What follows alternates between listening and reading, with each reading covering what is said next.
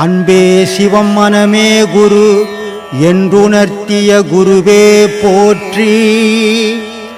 எனக்குள் இறைவனை உணர வைத்த குருவே போற்றி. நமசிவாய என்றிட ஊழ்வினை தீர்ந்திடும் என்று சொல்றாங்க. அப்போ நம்ம நமசிவாய என்று உச்சரிப்பு மட்டும் போதும் என்று முடிவு செய்தோம். நாங்கள் எல்லாம் நமச்சிவாய என்று உச்சரிக்க தொடங்கினோம். ஆனால் ஊழ்வினையோ தீர்ந்த பாடு இல்லை. இந்த நமச்சிவாய உச்சரிப்பை எவ்வாறு செய்தால் இந்த ஊழ்வினை தீரும் என்று கொஞ்சம் கூறுங்களேன். நமச்சிவாயான்னு சொன்னீங்கன்னா எல்லா வினைகளும் தீரும். நமச்சிவாயான்ற வார்த்தை இருக்குது, அது சாதாரண வார்த்தை கிடையாது, சக்தி வாய்ந்த வார்த்தை. ஆனால் அந்த நமச்சிவாயன்றது சினிமாவில் சொல்கிற மாதிரி சொல்லிட்டு போகக்கூடாது. சினிமாவில் வருவான், ஒரு மந்திரம் பண்ணுவான், உடனே சாமி வந்து நிற்கும். இப்போ நாடகத்துலலாம் கூட சாமி வந்து பேசிங்குது. அது மாதிரி நினச்சிக்கின்னு பண்ணுறது இல்லை. இது நமச்சிவாயான்றது ஓயாமல் ஒழிச்சிக்கினே இருக்கணும் உனக்குள்ளே போய். அந்த நமச்சிவாயான்ற ஓயாமல் ஒழிக்கும் போது உன் உடலுக்குள்ளே ஒரு சூடு ஏறும். அந்த சூடு உன்னுடைய பாவத்தெல்லாம் அழிச்சிடும். நீ ஒரு நாளைக்கு போயிட்டு ஒரு வாட்டி போய் நமச்சிவாயான்னு சொல்லிட்டேன் நான் ஓஞ்சி போச்சுறேன்னா ஓஞ்சி போகாது. ஒரு நாளைக்கு வேலை செய்யிட்டு 30 நாள் சாப்பிட முடியுமா? 30 நாள் வேலை செய்தால் தான் மாதம் ஃபுல்லாக சாப்பிட முடியும். அப்போ இப்போ சாதாரண ஜீவனத்துக்கு அப்படிக்குது. உன் பாவத்தை அழிக்கிறதுக்கு எவ்வளோ தீவிரமாக அதில் போடணும் நமச்சிவாயால். நமச்சிவாயான்னு ஒரு நாளைக்கு நம்ம நமச்சிவாயா சொல்லிட்டேங்க, என் பாவம்லாம் தீரலைங்க, என்ன எப்படி தீரும்? ஓயாமல் சொல்லணும், இரவும் பகலும் சொல்லணும் நமச்சிவாயான்றதை நீ தான். அதனால தான் சொன்னான், நமச்சிவாய வாழ்க நாதன் தாழ்வாழ்க இமைப்பொழுதும் என் நெஞ்சில் நீங்காத.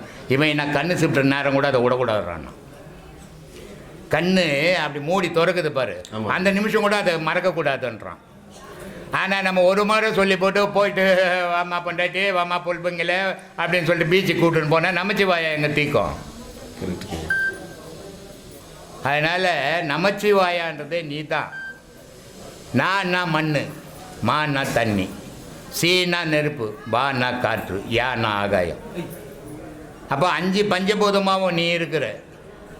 உனக்குள்ள இறைவன் இருக்கிறான்.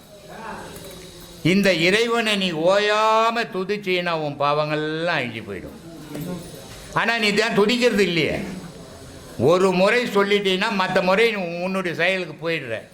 அப்போ நமச்சிவாயாவே மறந்து போச்சு. நமச்சிவாயான்ற மந்திரத்துக்கு ஈக்குவலான மந்திரம் உலகத்தில் எதுவுமே கிடையாது. அந்த வெறும் நமச்சிவாயான்னு சொல்லக்கூடாது, ஓம் நமச்சிவாயான்னு சொல்லணும். ஓமை சேர்க்கலைன்னா வெறும் பெண் இருந்த மாதிரி, ஓமை சேர்த்தினா ஆணும் பெண்ணும் இணைஞ்ச மாதிரி, ஓம் சேர்த்தினா உயிரும் உடலும் இணைஞ்ச மாதிரி, ஓம் இல்லாத ஓம் சக்தி, ஓம் முருகா, ஓம் சிவா, ஓம் நமோ நாராயணா. எதுக்கு ஓமை சேர்த்தான்? நாராயணா ஓ சக்தி அப்படின்னு போட்டு வச்சுக்கலாமே. ஓம் எதுக்கு சேர்த்தான்? ஓம்ன்றது உயிர். அந்த உயிர் இல்லாத இந்த உடல் நிற்காது. அதனால் ஒரு நமச்சிவாயா நமச்சிவாயா, ஓம் நமச்சிவாயா. அந்த ஓமை இணைக்கும் போது தான் அந்த நமச்சிவாயாவுக்கு சக்தி பிறக்கும்.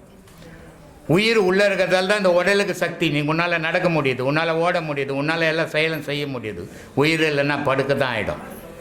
அப்போ நான் ஒரு நமச்சிவாயா இருந்தால் அது படுக்கை ஆகிடும். உயிரும் உடலும் சேரும்போது இயக்கத்துக்கு வந்துடும். அதை சேர்ந்து செய்யும் போது தான் ஓயாமல் செய்யனால தான் சொன்னான் நமச்சிவாயா வாழ்க. இது நல்லா இருக்கணும். அந்த உடல் நல்லா இருந்தால் தான், இந்த உடல் நல்லா இருந்தால் தான் அதில் நாதன் குடியிருப்பான். அப்போ நாதன் என்றவன் இறைவன், இறைவனும் நீயும் சேர்ந்து தான் 2 பேராக தான் இருக்கிறீங்க.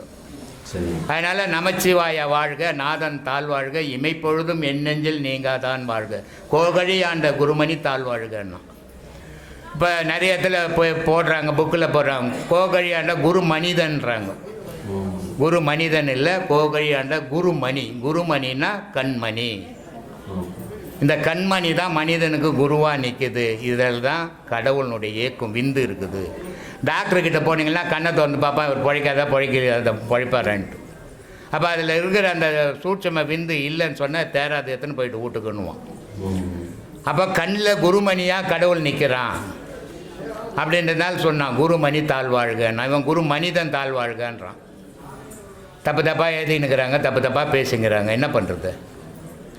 அதனால் இந்த வார்த்தைகளை இணைச்சி ஓயாமல் சொல்லணும். அதனால் மாணிக்கவா சொல்ல, கண் இமைக்கிற நேரம் கூட அதை மறந்துடக்கூடாது. நீ எதை ஒன்றாலும் மறக்கலாம், இதை மறக்காத. அப்படின்னாரு. நீ ஒரு முறை போய் ஓம் நமச்சிவாயான்னு சொல்லி போட்டு மற்ற காரியம் கூட்டத்தை இட்டு கும்மாலாட்சின்னு தெரிஞ்சின்னா கடவுள் வரமாட்டார், உன் பாவமும் தீராது சாமி. உன் பாவம் தீரணுன்னா நீ ஓயாமல் ஒழிக்கணும். எல்லா செயலுக்கும் அதனுடைய பலனை அனுபவிக்கணும்னா நீ ஓயாமல் செய்யணும். அது எந்த செயலாக இருந்தால், வீட்டு செயலாக இருந்தாலும் சரி, கடவுள் செயலாக இருந்தாலும் சரி, தொழில் செயலாக இருந்தாலும் சரி, ஓயாமல் ஒரு நாள் போய் வேலை செய்யிட்டு ஒரு மாதம் சம்பளம் கொடுக்க மாட்டான். அது மாதிரி ஒரு நாளைக்கு போய் நமச்சிவாயான்னு சொல்லிட்டுனா கடவுள் என் பாவத்தெல்லாம் தீர்க்க மாட்டான். இதெல்லாம் யோசனை பண்ணி செய்யுங்க. ஆத்மானம் சாமி. ஓம் சத்குரு பிரம்மஸ்ரீ நித்யானந்தாய நமக. ஐயா, எனக்கு ஒரு 2 கேள்விகள். பட்டினியத்து சுவாமிகள் பாவம் செய்யாமல் இருக்கணும்னா சிறந்த பக்தி பண்ணுங்க, பக்தி கொண்டாடுவோம் அப்படின்றார். ஏன் அவர் பக்தி கொண்டாடுவோம்னு சொல்றாரு? பக்திக்கு எந்த பெருசாக ஒரு லெக்சர்லாம் கொடுக்க வேண்டிய வேலையே கிடையாது, பெருசாக ஒரு விளக்கம்லாம் கொடுக்க வேண்டியவே கிடையாது. இதுதான்ப்பா தெய்வம் அப்படின்னு சொல்லிட்டா ஒரு குழந்தை கூட கையெழுத்து கும்பிடும், கேள்வியை கேட்க போகிறதே கிடையாது. அவ்வளோ எளிமையானது, எல்லாராலையும் பண்ண முடிஞ்சது. புரியுதுங்களா? அப்போது ஞானத்தை எப்படிலாம் கொண்டு போகலாம் அப்படின்னா இந்த பக்தியின் மூலிமா தான் எல்லாருக்கும் ஈஸியாக கொண்டு போக முடியும். ஞானத்தைனா ரொம்ப கஷ்டம். அது ஒரு நெய் மாதிரி, பக்தின்றது பால் மாதிரி. நான் குழந்தைக்கும் கொடுக்க முடியும், கிழவனுக்கும் கொடுக்க முடியும், எல்லாருக்கும் கொடுக்க முடியும், எல்லாமே ஜீரணம் ஆகும். ஆனால் நெய் வரும், பால்லேருந்து நெய் எடுக்கணும்னா ரொம்ப காலம் ஆகும். அதுக்கான பக்குவ காலம் வரும்போது தான் அது அது பொருளே தெரியும். அப்போது ஏன் இதை சொன்னார்? எல்லாரும் ஞானம் என்ன மாதிரியே ஞானத்துக்கு போக முடியாதுப்பா, என்ன மாதிரியே யோகத்தை கற்றுக்க முடியாது. ஆனால் எல்லாராலையும் பக்தியில் இருக்க முடியும். பக்தியில் இருந்தால் என்ன ஆகும்? ஏன் மனம் எனக்கு மேலே ஒரு தெய்வம் இருக்குது, அந்த தெய்வத்துக்கு நான் கட்டுப்பட்டன்ற உணர்வோடு இங்கே ஒரு செயலை செய்யும். அப்படி செஞ்சதுன்னா அதுக்கு சாட்சியாக இருக்குது, அவங்கவுங்க மனசாட்சியாக இருக்குது. அதை ஒருத்தர் யாரும் பார்க்க வேண்டிய வேலையே கிடையாது. திருடனோ வக்கீலோ ஜட்ஜோ அதுக்கு தீர்ப்பு சொல்ல வேண்டியதில்லை. அவங்கவுங்க மனசாட்சி அதுக்கு சாட்சியாக இருந்துன்னு இதை பண்ணாத இதை பண்ணுன்னு சாட்சியாக வளர்க்கும். யார் இருந்தால் தெய்வத்துக்கு யார் பயந்தாங்கன்னா தப்பு பண்ணுறதுக்கு வாய்ப்பே கிடையாது. அவன் வெளிச்சத்துலையும் ஒரே மாதிரி தான் வாழ்வான், இருட்டிலையும் ஒரே மாதிரி தான் வாழ்வான். ஆனால் தெய்வமே இல்லைன்னு ஒருத்தர் நினச்சிட்டான்னா பகலில் 1000 வேஷம் போடலாம், இருட்டில் பண்டவாளம் தண்டவாளம் இருக்கும். ஏன்னா அங்கே யாரும் பார்க்கலையா, யாருக்கு தெரிய போகுது? புரியுதுங்களா? ஆனால் நான் வணங்கக்கூடிய தெய்வம் என்ன இருளையும் வெளிச்சத்துலேயும் கஷ்டத்துலேயும் நஷ்டத்துலேயும் பார்க்குது, காப்பாற்றுது, துணையாக இருக்குதுன்னு ஒருத்தர் நினச்சிட்டான்னா அவங்க செய்யக்கூடிய செயலில் தவறுகளோ பாவமோ புண்ணியமோ எதுவுமே வராது, சாட்சி இறைவனே மாறிடுவோம். இந்த ஒன்று வளர்ந்தால் இந்த ஊரும் உலகமும் யாரும் கெட்டு போக வேண்டிய வேலையே கிடையாது, எல்லாருமே நல்லா இருப்பாங்க.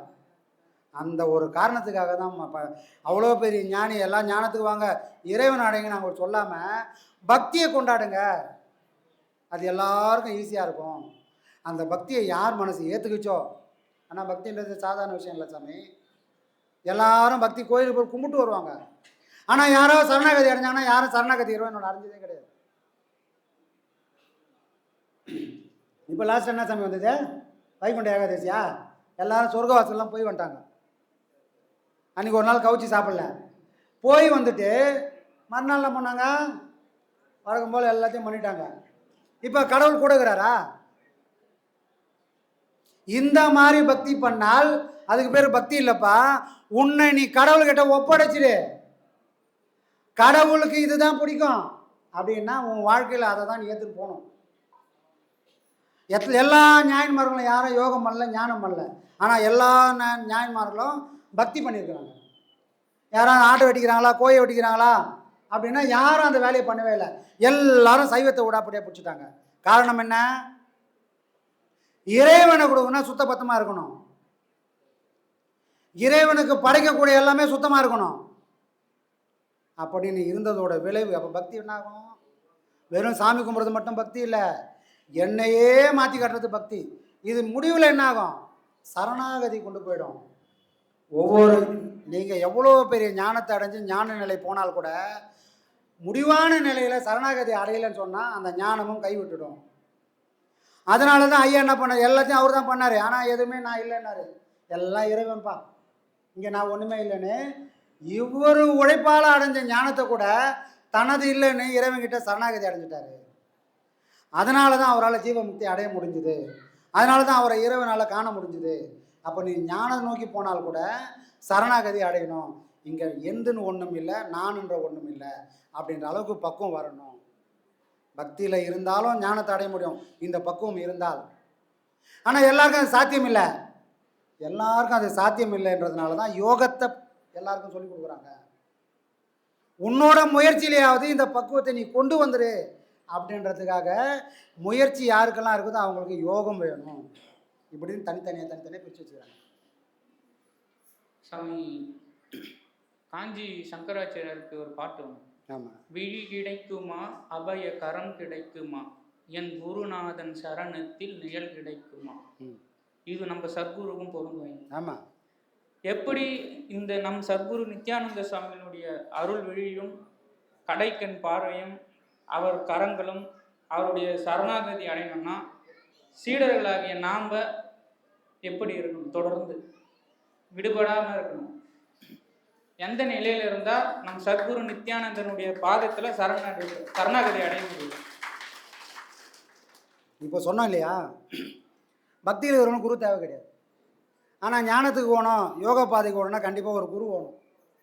அப்போது ஒரு குரு மூலயமா ஒரு கலையை கற்றுக்குனீங்க. இப்போ குருவுக்கு உங்களுக்கு மன உறவு என்ன, எப்படி இருக்கணும் அப்படின்னா, தெய்வத்துக்கிட்ட நீ எப்படி சாஸ்தாங்கமாக உன்னை ஒப்படைச்சிட்டியோ அதே போல் ஒவ்வொரு நாளும் பாடம் பண்ணும்போது, குருதேவா தெய்வமே நீ கொடுத்த பாடத்தை பண்ண வேண்டியது என்னோட கடமை. என் வாழ்க்கையில் எவ்வளோ இன்ப துன்பம் வந்தாலும் நான் பண்ணியே தீருவேன், இதை மாற்றவே மாட்டேன். உனக்குன்னு ஒரு கடமை இருக்குது. என்ன கடன் தெரியுமா? விதியோட பலத்தால் என்னால் இந்த பிரிவில் அடைய முடியாது போனாலும் நீ என்னை கைவிட்டுடாத. ஏன்னா உன்னையே நம்பி நான் இருக்கிறேன், உன்னோட கலையை நான் பண்ணினுக்கிறேன் அப்படின்னு குருதேவர்கிட்ட சரணடையணும். நீ கொடுத்த பாடத்தை நான் பண்ணுறேன், என்னை காப்பாற்றி கரை சேர்க்க வேண்டிய கடமை உண்டுன்னு யார் ஒப்படைக்கிறாங்களோ அவங்களுக்கு மட்டும்தான் குரு கடைசி வரைக்கும் கூட நின்று காப்பாற்றி கரை சேர்ப்பார். புரியுதுங்களா? ஆனால் இப்படியே எல்லாருக்கும் பக்குவம் இருக்குமானா இருக்கும், பாதி பேருக்கு.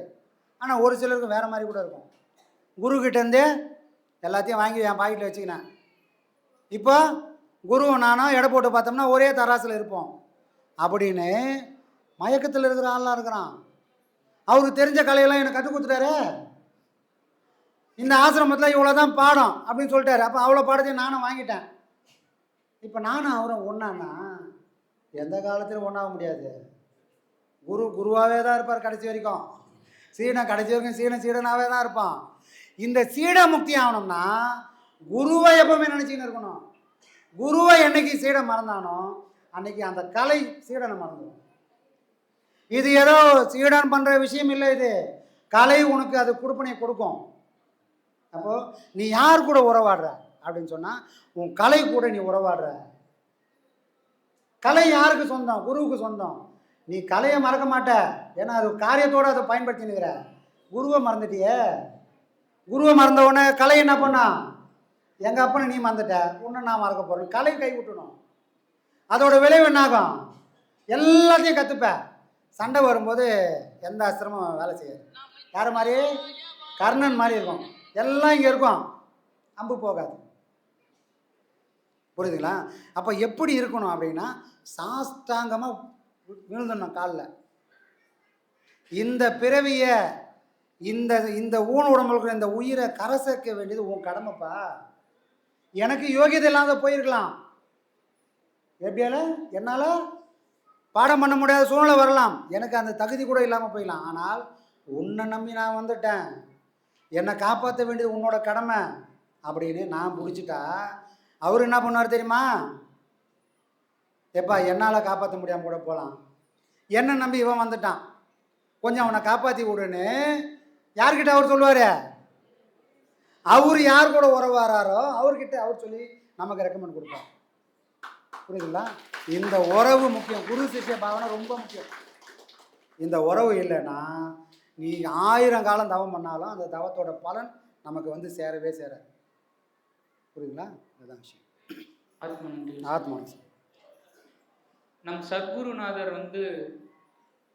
குரு வடிவா காட்சி தரக்கூடிய சாட்சாத் அந்த அண்ணாமலையார் என்கிற சிவம்தான். நம்ம சாதாரண ஒரு மனித உருவமாக எடை போட முடியாது. நமக்கு கண்ணுக்கு இவர் இந்த வடிவமாக தெரியலாம், ஆனால் அவர் அண்டத்துக்கும் மண்ணுக்குமா ஜோதியாக இருக்கார். அவர் காணவும் முடியாது. ஒரு பாட்டு திரைப்பட பாடல் கூட இருக்கும், பிச்சை பாத்திரம் ஏந்தி வந்தேன் என் ஐயனே என் ஐயனே, அத்தனை செல்வமும் உன்னிடத்தில், நான் பிச்சைக்கு செல்வது எவ்விடத்தில். அனைத்து செல்வத்துக்கும் அதிபதி நம் சத்குருநாதர். அவர்கிட்ட நம்ம எப்பயுமே நம்ம எல்லாருமே ஒரு அடியார்கள் தான். அவர்கிட்ட நம்ம பிச்சை தான் எடுக்க முடியுமே கண்டி என்னைக்கும் அந்த சிவமா நாம் ஆக முடியாது. சத்தியமான வார்த்தைகள்.